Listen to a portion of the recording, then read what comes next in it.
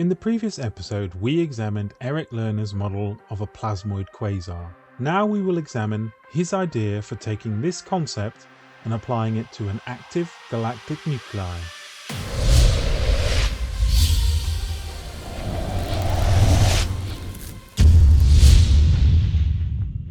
Eric Lerner's model does not follow ARP's idea of quasar evolution, but we will discuss this at the end.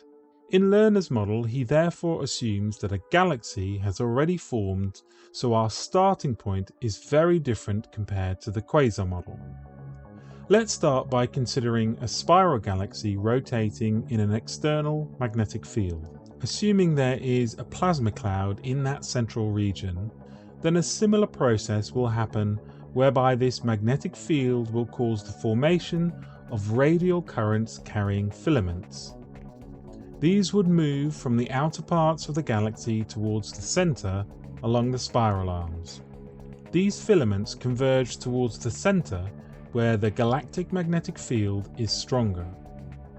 When the filaments converge in the axial region of the galaxy, magnetic recombination takes place, spreading outwards from the center.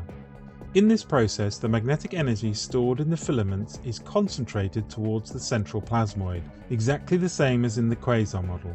The difference here to the quasar model is that in the galactic model there is a radius at which the filament pairs are too distant from each other, and the magnetic field too weak for reconnection to continue, so only a portion of the magnetic energy is transferred to the central plasmoid, and then released through the beams. As the galaxy continues to rotate, the filaments again extend towards the central region and a new cycle continues. He calculates that for our galaxy, which has a radius of about 170,000 parsecs, that this central region where this process takes place is only about 0.45 parsecs. And he estimates that if we grouped all of the filaments into two magnetic ropes, that they would be about 3.6 parsecs in radius. And this in itself could be a good model for our galaxy arms. The much larger visible spiral arms would be formed out of the stars generated in the wake of this dense rope. The density of the plasma in these arms would be quite comparable to molecular clouds, and would be one explanation for the alignment of the magnetic field along the arms. In this model, you would expect to find force-free filaments that curve away from the plane of rotation, and this is exactly what Yusuf Zadeh and his colleagues discovered. He observed a force-free assembly of filaments, each of 0.5 parsecs wide, and the whole with a radius of 3.5, so very comparable to what Lerner had suggested. In the quasar model, the plasmoid is completely consumed in the process of those beams. But in the galactic model, it reforms each cycle. And he estimates that for one of these active galactic nuclei, it could last about 30 million years depending on the size and the amount of material available. And he thinks that each cycle would last in the order of a few 100,000 years, and that each pulse would last for about 10,000 years. The repetitive pulsing explains a number of observations. If the direction in which the proton beam is expressed varies from pulse to pulse, then there will be strong asymmetry between the two beams even in double beam sources. When one beam is on, the other will be off, leaving an anti-symmetric sequence of gaps, and this behaviour has been observed by Rudnick. The distinction between on and off states also provides a natural explanation for Seyfert class 1 and 2. Seyfert galaxies have high central gas velocities and luminosities compared to their on state, while the Seyfert 2s correspond to the off state with a much lower central gas velocity and luminosity. Now at first glance you may well think that this model is in direct conflict with Halton ARP's idea on quasars and galaxy formations. Eric Lerner certainly draws no link between the quasar and what might be occurring at the centre of a galaxy. But let's examine one possible way we can actually reconcile both models with only some minor tweaks. So let's consider a galaxy which has an active galactic nuclei which is pulsing beams, and this beam is projecting out ions in one direction, so you end up with a clump of gas being formed which is highly ionized. Now the magnetic field of the galaxy would then act exactly as Lerner showed in the quasar model. The cloud would contract and start to form twisting vortex filaments, forming an initial central plasmoid. The quasar starts to come to life and starts to pulse from both axes. More material is still being ejected from the galaxy, and as it's captured within its magnetic field the same as the previous cloud, this causes more twisting filaments to form. And as this approaches the central plasmoid, magnetic reconnection once more starts to occur. Now this is happening at a slower rate than the initial formation, as the amount of material now is far less. Now this would cause shock waves to travel outwards along these longer filaments, initiating star formation. As the quasar slowly moves away from the host galaxy, the plasmoid is used up, but the twisting filaments remain, and the initial stars also remain. The magnetic field created by the plasmoid would already have caused the remaining material to start to rotate about the axis. This remaining material will also start to form more twisting filaments, which will move in towards the center. Now these twisting filaments once again will cause magnetic reconnection, sending shockwaves back outwards, initiating more star formation, while forming a new plasmoid at the center. The amount of material being supplied to this plasmoid is much smaller, and we now have Eric Lerner's galactic plasmoid model. Here the plasmoid would last for about 100,000 years, with the beams pulsing on the order of every 10,000 years.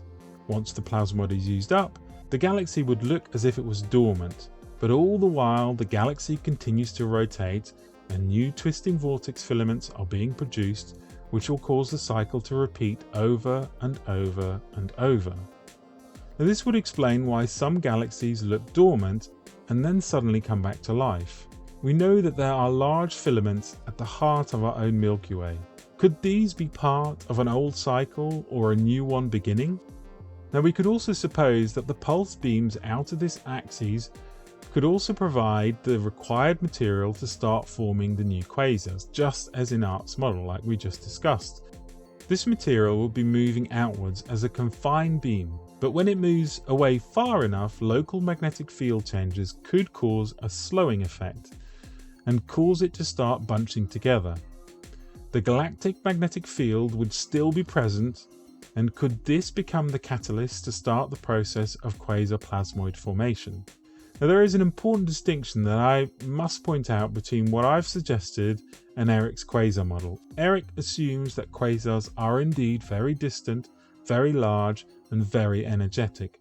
So the plasma cloud he uses in his model is many times larger than the size of your average galaxy. And this creates a phenomenal amount of energy to power the quasar. I am, however, assuming that the quasars are local to the host galaxy. This means that they do not have to be very large or very energetic.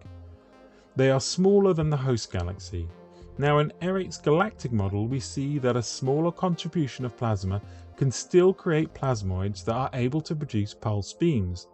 The time frame of the pulsing is much longer compared to the quasar model. So what are the implications of this model? First, it means that the size of the initial cloud is much smaller, meaning less overall total energy. But this would be offset by the idea that the quasars are much closer and much smaller. The initial formation mechanism would be similar, but there would be two important additional factors that could help this process above the initial gravity collapse Eric proposes in his initial model. First would be the rotating magnetic field of the galaxy, and this would provide the perpendicular magnetic field lines that are required. Secondly, the pulse beam would also create its own magnetic and electric field, and this would mean that the beams form as twisted filaments, and these travel some considerable length.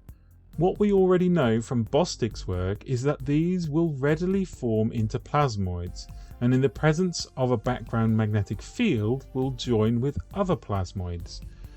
So what we have here is a series of twisted filaments pulsed out of the galactic plasmoid, which travel away, form plasmoids, which continue to propagate, and eventually slow and start to decay. And at the point that they run out of steam, the plasma starts to collect. As more and more plasmoids arrive, the amount of plasma grows, until the arrival of one with part of its magnetic field still intact, in combination with the galactic magnetic field, is enough to act as the catalyst to start the plasmoid formation process. The cloud is now large enough that there is a small inward pressure due to gravity, which starts that formation of twisting filament pairs and follows Eric's model as normal. The key question is whether the density of this plasma is higher than that of the density of the plasma in normal molecular clouds. I think it's a reasonable assumption that this would indeed be higher, and this would mean that a smaller area would be required to create an equal energy output. And in this case, I still think that the overall energy in the altered model would be significantly less than that of the original quasar plasmoid model. So the important point there is that the pulsing would not be at the same rate as a full-blown quasar. In the full-blown quasar model, this would pulse every year.